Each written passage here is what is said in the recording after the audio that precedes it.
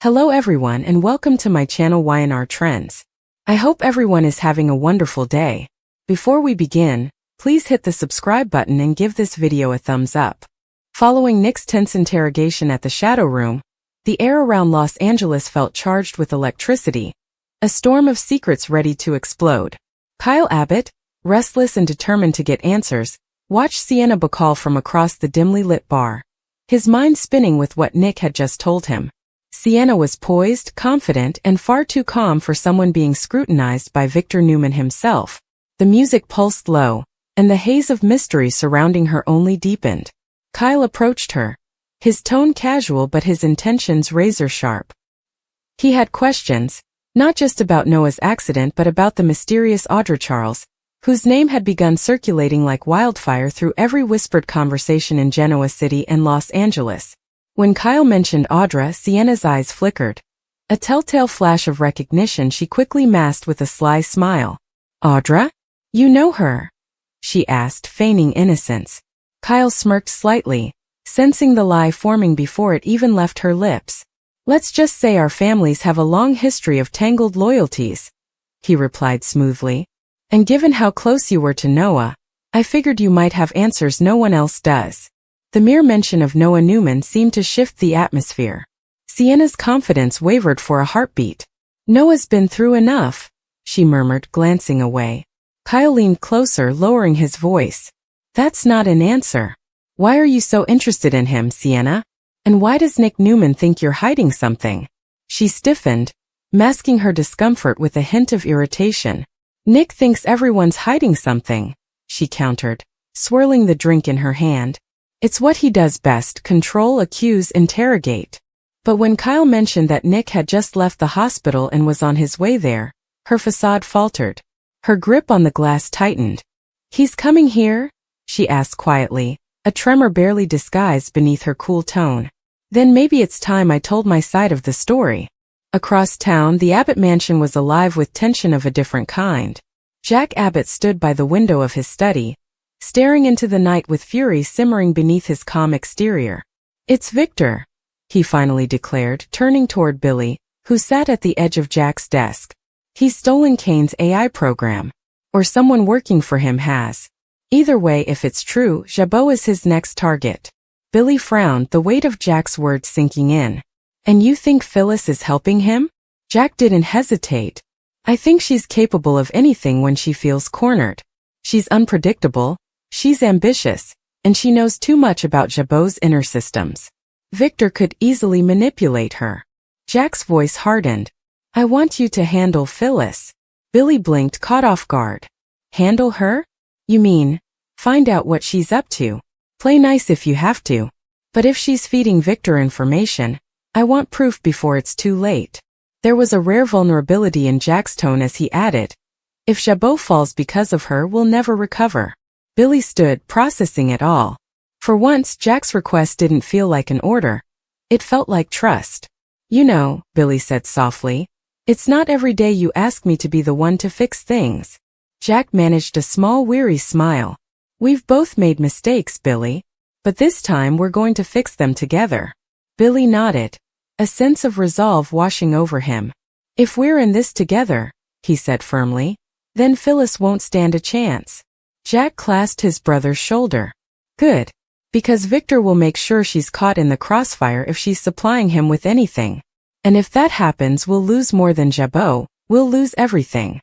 At the Genoa City Athletic Club, Kane Ashby sat across from Phyllis Summers, his sharp eyes locked onto her every movement.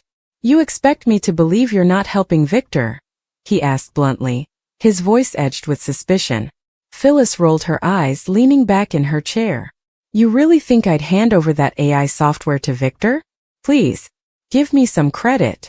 But Kane wasn't buying it. "Jack says Victor might be using the program to go after Jabot. Why not Arabesque too?" he asked, his tone cold but curious. Phyllis's lips curved into a dangerous smile. "Because Victor doesn't share. He takes. And if he took it, it's because someone gave him the opening." Kane leaned forward. "You mean you?" The accusation hung heavy in the air. Phyllis's face hardened. "You're accusing the wrong woman, Ashby. You might want to look in the mirror." You're the one who lost control of your software. When Kane admitted that he'd already told Jack about his suspicions, Phyllis's fury erupted. You did what? She snapped, slamming her hand on the table. You went to Jack? Do you have any idea what you've done? Her voice rose, drawing glances from nearby tables. Those Abbots stabbed me in the back while I was running Jabot, and now you're helping them do it again? Kane gave a slow, knowing smirk. I just told him what I thought he should know. You're the one spinning this out of control.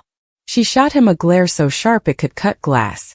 I'm not in bed with anybody else, Kane. His grin widened. You're good, he said with quiet amusement. Real good. Their banter turned charged, the kind that sizzled between two people who despised and desired each other in equal measure. Kane's tone softened just enough to make her wary. You've got me off balance, Red. And if I'm not careful, I'll end up flat on my back. Phyllis smirked, her voice dropping to a purr. There are worse positions to be in with me. The tension between them was electric, dangerously close to crossing the line between business and something far riskier. But before either could speak again, Phyllis's phone buzzed, a message from an unknown number that read simply, "He knows." Meanwhile, in Los Angeles, the hospital corridors were filled with whispers and dread. Noah Newman lay unconscious, machines beeping steadily beside him. Sharon sat at his bedside, her hands trembling as she brushed a strand of hair from his forehead. My baby, she whispered, tears slipping down her cheeks. Nikki and Victoria stood nearby, offering quiet comfort. Your family, Sharon, Nikki said softly. You always will be. We're in this together. Sharon nodded, grateful but consumed by worry. Nick won't rest until he finds out what happened, she murmured. Victoria sighed. And when he does, someone's going to pay for it. Nick's arrival at the shadow room was like a thunderclap. The moment he stepped inside, every eye turned toward him. Sienna straightened behind the bar, her cool demeanor cracking just slightly. Mr. Newman, she greeted, forcing a polite smile. Back so soon. Nick's eyes were steely. I'm not leaving until I get the truth. My son's in a coma because of something that happened here, and I intend to find out what. Kyle, still lingering nearby, watched the exchange carefully. Easy, Nick, he cautioned. Sienna's not going anywhere. But Nick wasn't listening. Tell me about the night of the accident, he demanded. Who was here? Who followed Noah out? And don't tell me you don't know. Sienna's voice trembled. I've told you everything I can remember. Noah had a drink, he was upset. Something about Audra and a business deal gone wrong. He left alone. Nick's eyes narrowed. You're lying. You said before that some of your employees saw him outside. Where are they now? Sienna hesitated. They didn't come in today. Convenient, Nick muttered. You didn't even talk to the detective, did you? Her silence was answer enough. So you're hiding something, Nick said, his tone cold as ice. No, Sienna protested. I'm protecting someone. Nick stepped closer, voice low. Who? She looked away. If you want to talk to my staff, come back tomorrow. I'll make sure they're here. Tomorrow. Nick scoffed. You trying to buy yourself some time, Sienna? Her jaw tightened. Believe what you want, Mr. Newman. But you're not the only one looking for answers. When Nick finally left, Kyle approached Sienna again. That went well, he said dryly. She shot him a glare. You have no idea what you've gotten yourself into. Maybe not, Kyle admitted. But I know a deal when I see one. Her brows furrowed. A deal. He nodded, leaning on the bar. You give me everything you know about Audra Charles, everything, and I'll dig into the real story behind Noah's crash. You want to protect yourself? That's how. Sienna looked at him skeptically, torn between mistrust and desperation. And what do you get out of it, Kyle Abbott? She asked softly. Answers, he said simply. And maybe a chance to stop Victor Newman before he destroys us all. Back at the Abbott mansion, Billy was pacing the study when Jack returned from his call. So, Billy asked. Jack exhaled slowly. Victor's already moving. He's setting up meetings in LA, probably tied to that AI code. If he's using Phyllis, she'll lead us right to him. Billy frowned. And if she's not? Then she's our only chance to beat him to the punch, Jack said grimly. Billy nodded, already pulling out his phone. I'll talk to her, Jack's gaze softened for a moment. Billy, don't let her play you. Billy smirked. You forget who you're talking to. I've been burned by Phyllis more times than I can count. This time, I'm holding the match.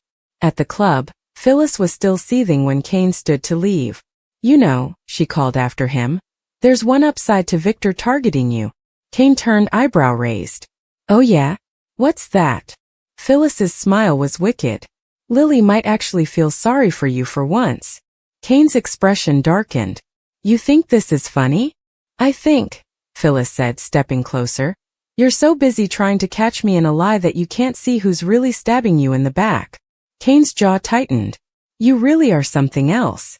You have no idea, she whispered, brushing past him as she left. As the night deepened, the storm that had been brewing across cities, Genoa City, Los Angeles, began to converge. Sienna sat alone in the shadow room after closing, staring at her phone. A message flashed on the screen from an anonymous sender. Tell them nothing, or Noah won't be the last one hurt. Her hands trembled as she deleted it. Meanwhile, Nick stood in the hospital hallway, watching Sharon through the glass as she held Noah's hand. His reflection looked older, harder. A man burdened by too many battles. I'll find who did this, he whispered. Behind him, Nikki and Victoria exchanged a worried glance. He's not going to stop, Nikki murmured. No, Victoria agreed. And when he finds out what Sienna's really hiding, it's going to change everything. And miles away, in the darkened corridors of the Abbott estate, Jack poured himself a drink, lost in thought.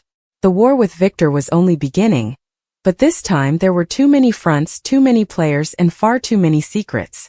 As lightning flashed outside, he whispered to himself, We'll find the truth, no matter who we lose along the way. The night stretched on, heavy with unspoken fears and whispered betrayals. Sienna Bacall couldn't shake Kyle Abbott's offer. His calm confidence, his ability to see through her facade like no one else.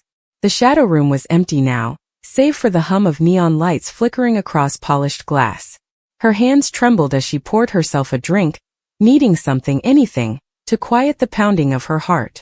Kyle had struck a nerve, and that terrified her. For months she'd lived on the edge of a knife, protecting secrets that weren't even fully her own. But Noah's accident had changed everything. The message she'd received, tell them nothing, or Noah won't be the last one hurt, echoed like a curse in her mind. When Kyle reappeared in the doorway, she nearly jumped. You're still here, she said, forcing a smile. He shrugged, stepping closer, his voice low and deliberate. You didn't answer my question earlier. Which one? The one about Audra Charles. He leaned against the bar, his gaze unwavering.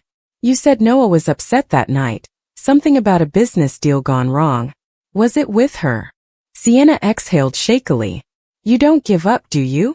Not when someone's lying to me, Kyle replied evenly. You said you want answers about Noah's accident. So do I. Help me and we'll both get what we want. Her resolve wavered. Kyle had no idea how deep this went, how dangerous it had become. But part of her, the part that cared about Noah, that couldn't bear to see him lying unconscious in that hospital bed, wanted to trust him. Audra wasn't just doing business with Noah, she confessed finally. She was manipulating him, using his connections to the Newman name to open doors for people who wanted something from Victor. Kyle's eyes narrowed. People like who? She shook her head. I don't know all their names, but there was one, Holden Novak. He and Audra were close. Too close. And I think whatever happened to Noah started with them. Kyle stiffened. Holden Novak? The same guy who's been sniffing around Claire. Sienna nodded. They're all connected, Kyle. This isn't just about one car crash. It's about power, money, revenge. Noah found out something he shouldn't have, and someone wanted to make sure he stayed quiet. Her voice trembled now, her walls beginning to crumble. If Victor's investigating me, it's because he already knows. He knows that what happened wasn't an accident. Before Kyle could respond, his phone buzzed. It was a message from Jack. Get home now. It started. Kyle's gut clenched. I have to go, he said quickly. Stay low. Don't talk to anyone else, especially Nick. He's walking into something much bigger than he realizes. As he hurried out into the night, Sienna whispered to the empty room. You have no idea how right you are. At the Abbott mansion, Jack was pacing when Kyle burst in, soaked from the rain. Billy was already there, arms folded, smirk playing on his lips. Nice of you to join us, little brother, Billy said. Jack's been climbing the walls waiting for you. Jack cut him off. We have a problem. A big one. Victor's made his move. He tossed a folder onto the desk. Inside were photos, financial logs, and a list of corporate acquisitions.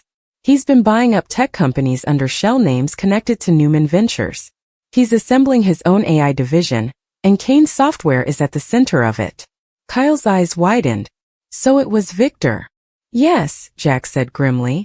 But it's worse than that. He's setting up a shadow operation. Something designed to dismantle Jabot's entire digital infrastructure. If he gets full control of that AI, he could wipe us out overnight. Billy leaned forward. And Phyllis. Jack sighed heavily. She's the wild card. Kane's convinced she's involved, but I'm not sure. She's reckless, yes, but she's not stupid enough to give Victor full control without a backup plan. Kyle frowned. Unless she thinks she can outsmart him. Billy smirked. Classic Phyllis. Always playing both sides until she burns them down. Jack fixed him with a stern look. You're meeting her tonight, right? Yeah, Billy replied, pocketing his phone. She agreed to meet me at Society. I'll find out which side she's really on. Jack's voice hardened. Good. But remember, if she's working with Victor, she's not just dangerous. She's desperate. Society was quiet that night, the usual hum of conversation replaced by a heavy tension that hung in the air. When Phyllis walked in, all eyes turned, as they always did. Dressed in a sharp red jacket and heels that clicked like punctuation marks of power, she carried herself like a woman who feared nothing. But Billy knew better. Beneath that armor was chaos, guilt, and fire. Billy, she greeted coolly as she slid into the seat across from him. To what do I owe this impromptu dinner invitation? You missing me? He grinned. You wish. Jack sent me. Her smile faded just slightly. Ah, so this is an interrogation. Call it what you want, Billy said. He's worried you're playing for Team Victor again. Phyllis laughed, a sound equal parts amusement and disbelief. Do you really think I'd go crawling back to Victor Newman? Please. That man's ego couldn't fit inside this building. Then explain this. Billy slid his phone across the table, showing her a photo of Victor's new tech acquisitions. These companies are all using the same AI framework you designed. The same one Kane built for you. And somehow they're all now under Newman control. You expect us to believe that's coincidence? Phyllis's smirk wavered. You think Victor could pull that off without help? Billy's gaze was sharp. I think he had help. From someone who knows Kane's code. Someone who's been pretending to be 3 steps ahead when really, she's been feeding him breadcrumbs. Phyllis leaned back, crossing her legs. You know, Billy, for a guy who's made a career out of self-destruction, you sure do love to accuse others of playing dirty. I've learned from the best, he shot back. For a long moment they stared each other down, the tension crackling like static. Then Phyllis sighed, her facade slipping just a little. Victor approached me weeks ago, she admitted. He wanted access to the AI. I said no. But someone else, someone inside Kane's operation said yes. By the time I found out, it was too late. The code was already out there. Billy frowned. Who? Phyllis hesitated. If I tell you, Jack will use it to go after Victor, and that's exactly what he wants. But it won't work. Victor's already ahead of us. Billy's eyes narrowed. So help us even the score. She gave a bitter laugh. You really think Jack would trust me again? Billy softened slightly. He already does. He asked me to come to you, not to trap you, but because he believes you still have something to fight for.